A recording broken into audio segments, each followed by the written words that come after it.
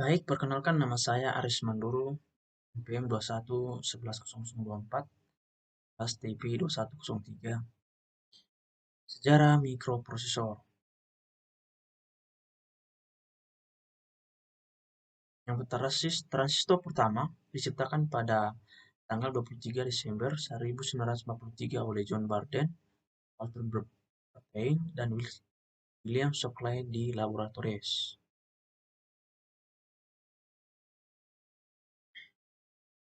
Chip pertama yaitu 12 September 1958 oleh Jack Kibble membuat IC isolator sederhana 5 komponen yang diintegrasikan. Mikroprosesor pertama diciptakan pada tanggal 15 November 1974, yaitu mikroprosesor 404, yaitu 4 bit yang berisi 2300 transistor yang dapat mengolah 4 bit informasi pada kecepatan 740 kHz. Intel 404 ini digunakan untuk kalkulator scientific merek Puscom. Kemudian ini disadari masih dalam rancangan chip tersebut digunakan beberapa tujuan. Jadi mikroprosesor ini semakin dikembangkan lagi menjadi Intel 808 yang dapat memproses data itu 8 bit dengan kecepatan 0, MHz ataupun lebih lambat daripada 0404, tapi dapat memproses data 8 bit. Pada tahun 1974 dilakukan penyempurnaan 804 ini dalam bentuk DIP yang mempunyai memori sebesar 60 KB baik dalam bentuk RAM maupun RAM, kecepatan 2 MHz. Pada tahun 1974, Intel mengeluarkan 16 bit, yaitu Intel 8086, yang memiliki kelebihan instruksi transfer data lebih bagus dan lebih luas, melakukan operasi aritmatik seperti pengulangan, penjumlahan, perkalian, dan mampu menangani memori 1 MB dengan 20 bit saluran RES dan 16 bit saluran data secara multiplex. Mikroprosesor 80286 yaitu pada tahun 1982, mikroprosesor ini pertama kali dapat mengenali dan menggunakan software yang digunakan untuk prosesor dengan mempunyai 1.034 transistor. Itu memiliki prosesor 16 bit.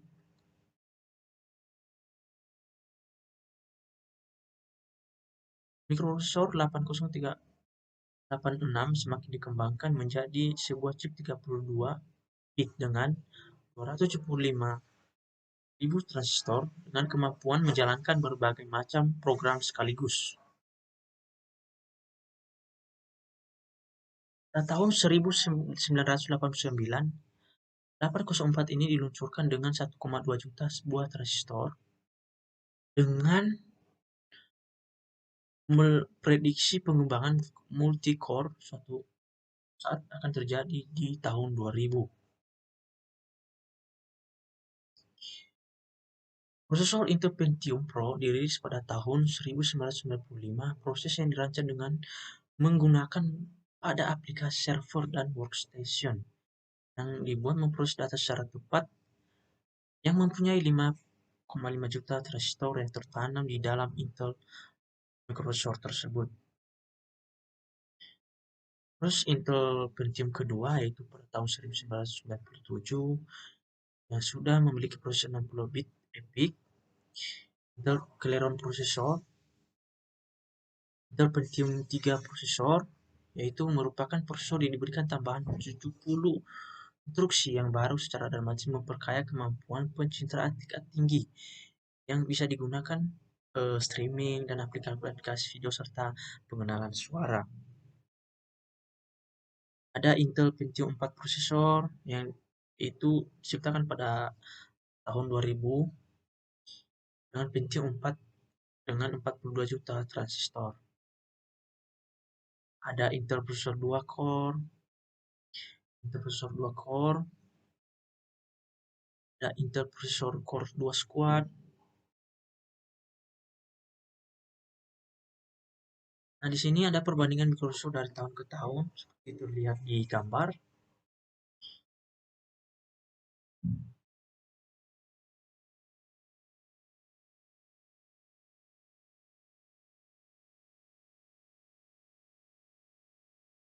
Jadi perkembangan mikroprosesor ini dari tahun ke tahun atau dari generasi ke generasi semakin dikembangkan untuk guna menciptakan mikroprosesor yang semakin bagus dan canggih, agar pengguna dapat memberikan atau menginput data dengan lebih bagus.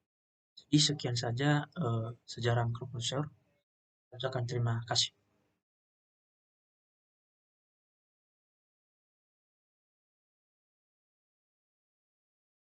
Sistem prosesor dan arsitektur prosesor.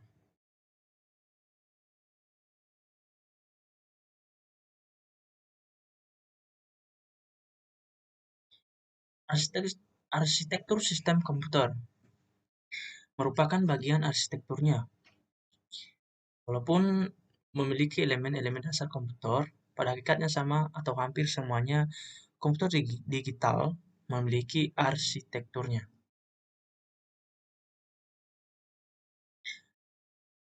Ada sejumlah tingkatan dalam organisasi sistem komputer yang terlihat seperti pada gambar.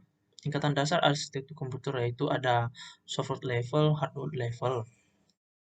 Di software level yaitu application layer, high order software layer, operating system layer, flavor terdiri dari machine layer, micro:bit layer, digital logic layer, dan physical device layer. Yang pertama itu hardware level, yaitu layer perangkat fisik atau physical device layer.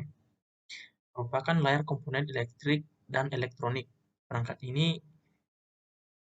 komputer modern yang paling canggih pun terbangun dari komponen elektronik sederhana seperti transistor, kapasitor, dan resistor dalam komponen ini. Layar logika digital, semua operasi mesin yang paling dasar diberikan pada tingkat ini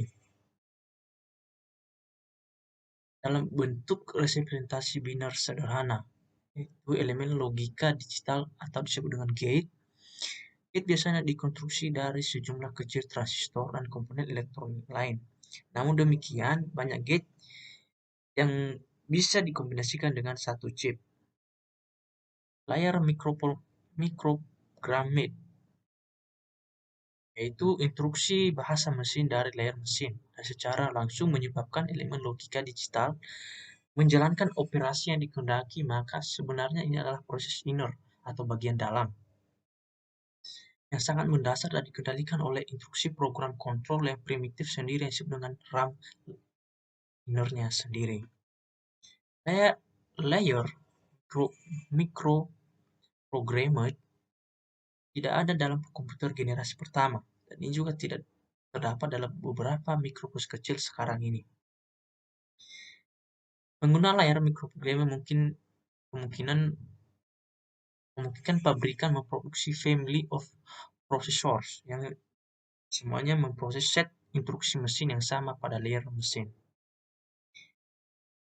Layer mesin atau machine layer adalah tingkat hardware level yang paling bawah, di mana program dapat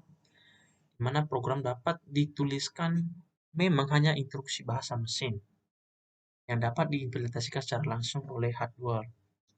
Sekarang software level, yaitu terbagi ada beberapa. Yang pertama level system, layer sistem operasi atau operasi system layer, mengontrol cara yang dilakukan oleh semua software dalam menggunakan hardware yang mendasari dan juga menyembunyikan kompleksitas hardware dan software lain dengan cara memberikan fasilitas sendiri yang memungkinkan software menggunakan hal tersebut secara lebih mudah.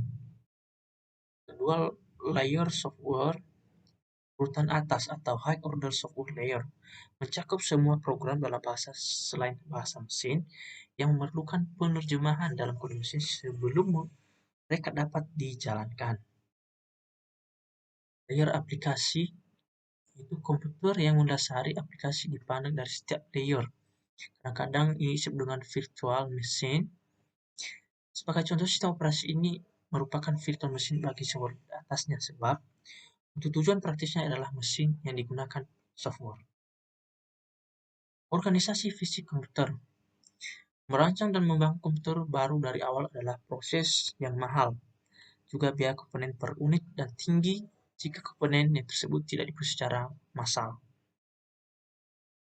Faktor ini menyebabkan sebagian besar pabrikan komputer mengkonstruksi komputer mereka dari kombinasi komponen standar bervariasi. Sebagai contoh, banyak mikrokomputer yang berbeda berisi mikroprosesor yang sama. Bus adalah kumpulan konduktor-konduktor elektris paralel yang disebut dengan line, di mana sejumlah komponen bisa dikoneksikan kepadanya. Ada dua jenis bus, yaitu bus internal bus yang digunakan dalam prosesor dan merupakan bagian terpadu dari konstruksinya. Yang kedua, external bus yang digunakan untuk mengkoneksikan elemen hardware terpisah bersama-sama. Bus digunakan untuk menyampaikan sinyal data, sinyal alamat data, dan sinyal kontrol dan power. Ada tiga bentuk konstruksi yang sedikit berbeda adalah dari yang terkecil sampai yang terbesar. Ada komputer single chip, komputer single board, dan komputer multiple board bus basis.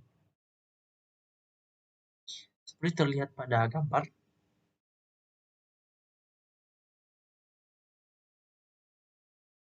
prosesor terdiri dari dua elemen utama yaitu control units (CU) dan arithmetic and logic unit atau ALU. CU dan ALU beroperasi bersama dengan sejumlah komponen prosesor tambahan. Fungsi prosesor adalah untuk mengontrol penggunaan penyimpanan utama digunakan untuk menyimpan data dan instruksi, mengontrol rangkaian operasi, memberikan perintah pada semua bagian sistem komputer, dan menyelenggarakan pemrosesan. Unit control adalah pusat saraf komputer yang mengorganisasikan dan mengontrol semua operasi hardware, yakni operasi unit peripheral, memori utama, dan prosesor itu sendiri.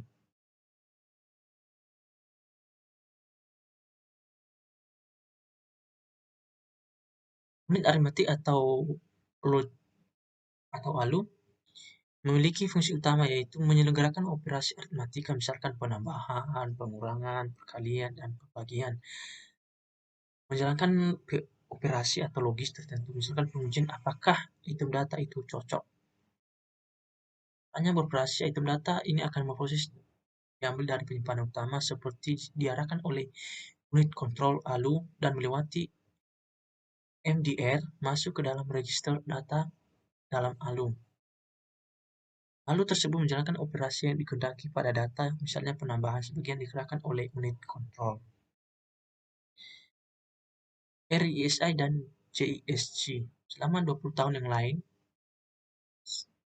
atau sekitar itu telah terjadi tren yang kuat untuk mengarah pada komputer yang mempunyai set instruksi mesin yang lebih ekstensif dan kompleks. Arsitektur sistem komputer kecil. Sistem didasarkan pada mikrokomputer ditunjukkan pada gambar 8 yang ini gambarnya. Arsitektur sistem komputer mini komputer dan mainframe. Sistem mini komputer yang lebih kecil dapat dibedakan dari sistem berdasarkan mikrokomputer yang lebih besar. Namun demikian, mini komputer ini bisa mempunyai fasilitas yang sangat berbeda dari mikrokomputer yang pada hakikatnya merupakan versi terskala kecil dari saudara kandungnya atau komputer mainframe. Fasilitas hardware dari suatu sistem mini komputer terbiasa adalah yang pertama, prosesor 32 bit berukuran menengah dan penyimpanan utama yang cukup untuk menangani kebutuhan pemroses data dan sejumlah terminal atau workstation. Banyak unit hard disk, baik yang fixed maupun yang excitable dan penyimpanan pita magnetis. Fasilitas arsitektural lain ada caca memoris, counter undecided stroke, sistem multiprosesor. Dalam pengertian luas, segala komputer yang berisi lebih dari satu proses bisa disebut dengan komputer multiprosesor. Namun pengertian atau istilah ini biasa dimasukkan untuk menyebut prosesor yang menggunakan bersama memori utama yang sama.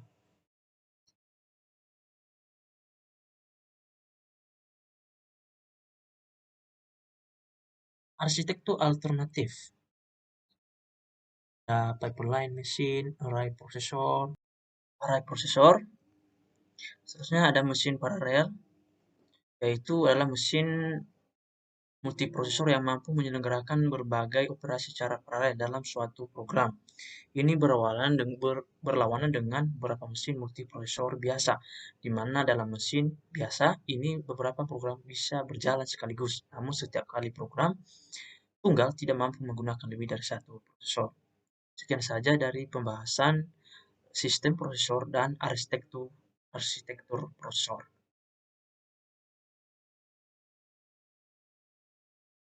Baik, saat ini kita akan belajar bahasa assembly J80 simulator.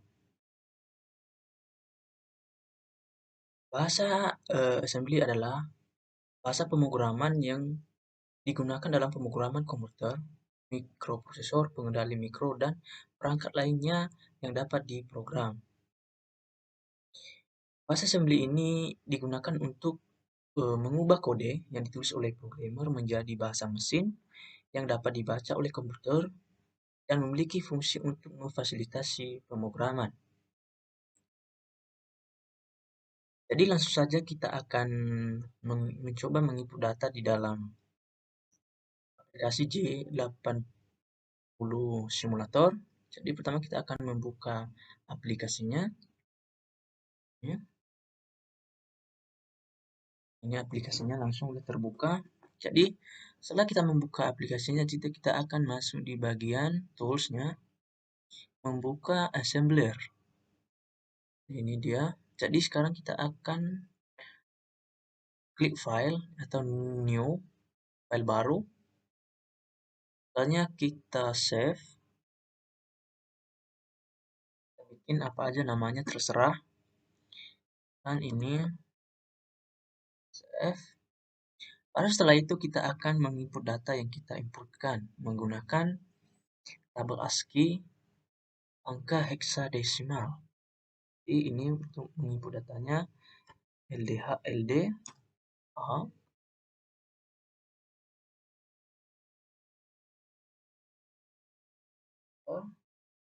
LD, B, A,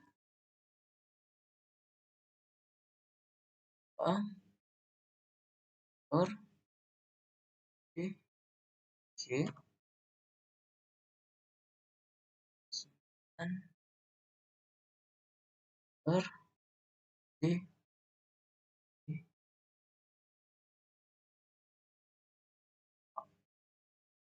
Seterusnya untuk mengakhiri inputan data menggunakan halter.n. Nah, setelah itu kita akan masuk di bagian tools. Kita akan melihat apakah aplikasi yang kita input ada error. Nah, jadi ini sudah masuk tidak error. Dia di bawah itu dia number of errors 0, berarti tidak ada yang error.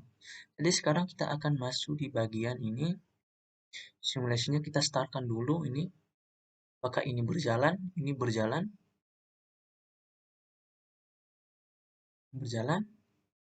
Terus kita stopkan dulu. Sekarang kita akan masuk di bagian memory editor, yaitu input data yang kita input tadi apakah terbaca di dalam memory editor. Jadi ini dia terbaca. Jadi data yang kita inputkan ini tadi yaitu 41524953 itu menggunakan tabel ASCII bahasa angka heksadesimal, yaitu ini dia terbaca di dalam memori, yaitu ARIS. Jadi data yang kita inputkan di sini akan terbaca di memori editor, itu ARIS. Sekarang kita akan masuk di bagian ini, terus masuk di bagian simulation log viewer. Apakah ini berjalan? Jadi untuk membuktikan apakah ini berjalan, kita masuk di simulation lagi, kita startkan. Jadi ini dia berjalan, terus kita stopkan, jalan. Jadi ini dia berjalan,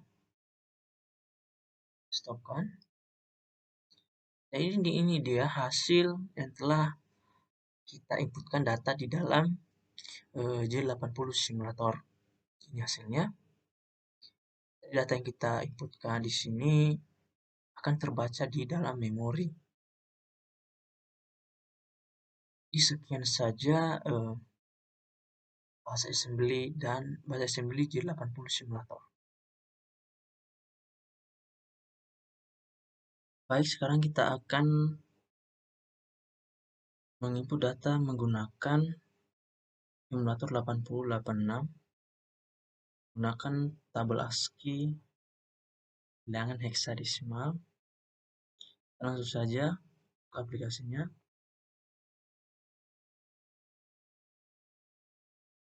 Setelah kita membuka aplikasi, kita langsung menginput data.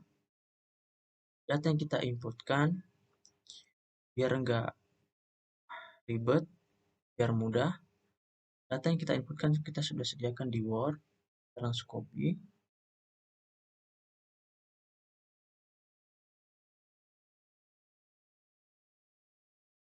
Terusnya kita tempel di emulator 8086.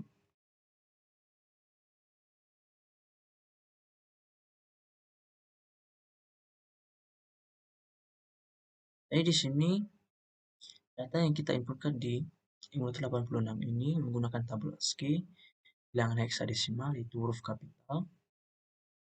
Jadi pertama untuk menginput data itu menggunakan move. Terusnya akan diakhir dengan int 21h dan int 20h. Mengetahui data yang kita input berjalan, kita langsung masuk di emulate. Nah, jadi berjalan. Setelah itu, untuk mengetahui hasil dari data yang kita inputkan, kita langsung runkan agar kita mengetahui data apa yang muncul, data yang kita inputkan itu apa hasilnya. Jadi ini hasilnya. Data yang kita inputkan ini tadi adalah menggunakan tabel ASCII bilangan heksadesimal atau menggunakan huruf kapital. Jadi hasilnya ini huruf kapital. Jadi sekian saja penginputan data di emulator 8086.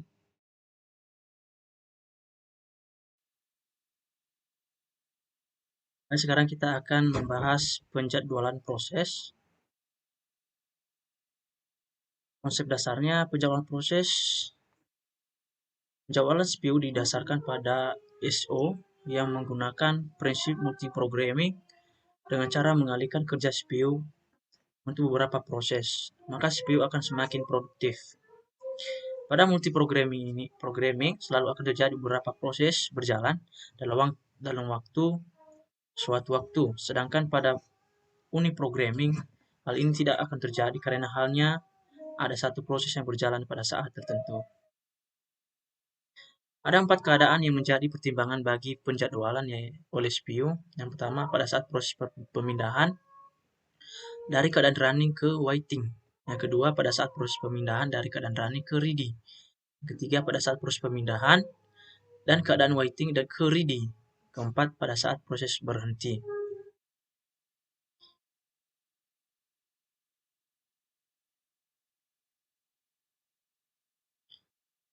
Algoritma penjadwalan ada first come first served scheduling, ada short job first scheduler, priority scheduling, round robin scheduling, multi-level queue scheduling, multi-level feedback queue, dan two-level scheduling. First come first server scheduling seperti di bawah ini. Ya, pertama kali meminta jatah untuk menggunakan CPU akan dilayani terlebih dahulu. Misalnya 3 proses P1, P2, dan P3 meminta layanan CPU sebagai berikut. Jadi P1-nya 24, P2-nya 3, dan P3-nya 3.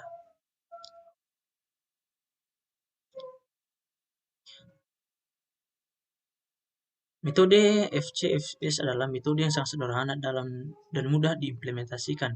Namun metode ini memiliki kelemahan, yaitu dengan adanya konvoy efek yang akan mengakibatkan membengkaknya AWT jika proses dilayani terlebih dahulu membutuhkan waktu proses burst time yang sangat lama. Yang kedua, shortest job first scheduler (SJF) yaitu proses yang memiliki CPU burst paling kecil yang dilayani terlebih dahulu. Maksudnya di sini adalah urutan data yang paling kecil yang didahulukan terlebih dahulu.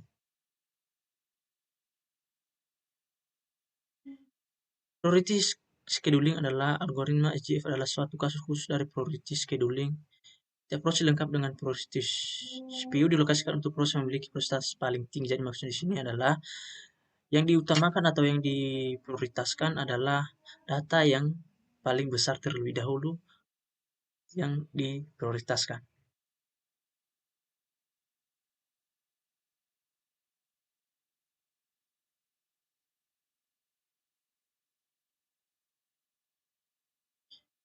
Jadi sekian saja bahasan jadwal pemrosesan. Baik, sekarang kita akan mencoba menginput data menggunakan first come first server scheduling. Kita langsung menuju Excel. Jadi ini data yang sudah kita siapkan di sini. Prosesnya ada P1, P2, P3, P4, burst time, dan waktu proses. Jadi ini adalah first come server first scheduling ini adalah eh, dari urutan pertama. Jadi penginput datanya dari urutan pertama, misalnya ini first time-nya 6, 8, 4, 2, 2 sama dengan hasilnya sama dengan 30. Jadi dimulai dari angka yang urutan pertama yaitu 6 tambah 8 sama dengan 14. 14 tambah 4 sama dengan 18. 18 tambah 2 sama dengan 20. Seterusnya akan dilakukan ya pembagian menggunakan AWT sama dengan 104 dibagi 30. Hasilnya sama dengan 3,6.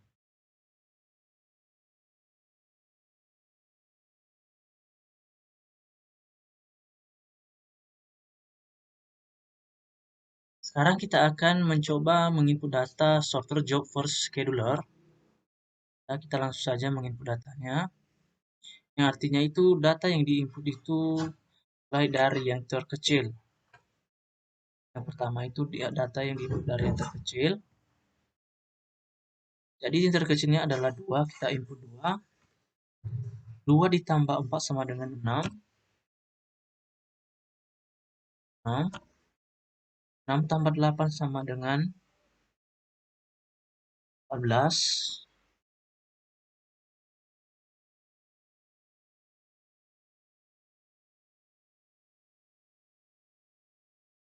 14 tambah 6 sama dengan 20.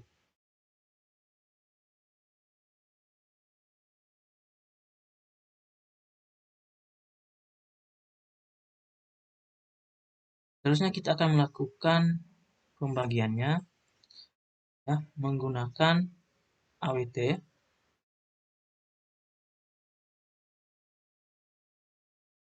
10 tambah 14 tambah 6 tambah 2 sama dengan 34. 2.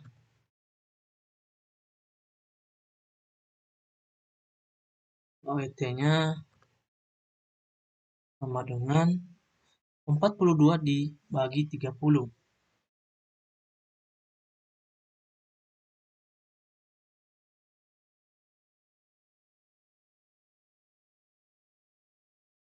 Sama dengan 1,4. 1,4.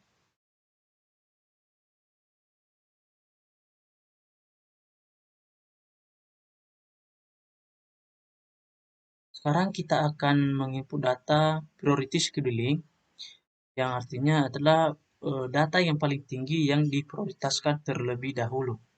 Jadi kita langsung saja mencoba menginput datanya. Jadi ini dia. Tadi data yang tertinggi di sini adalah 8. Langsung di sini kita tulis 8. Tambah 6 sama dengan 14.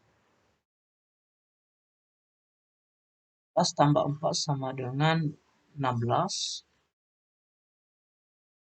16 tambah 2 sama dengan 11. Jadi data ini dijumlahkan 18 tambah 8 tambah 16 tambah 18.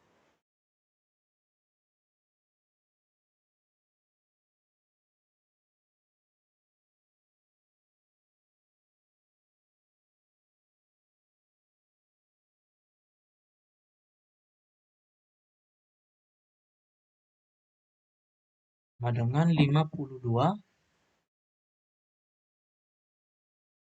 Untuk mendapatkan hasil, ya kita bikin AWT sama dengan 52 bagi 30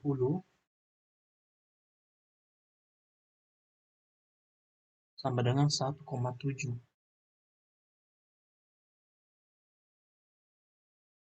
Ini dia penginputan data menggunakan beberapa priority. Gunakan algoritma penjadwalan.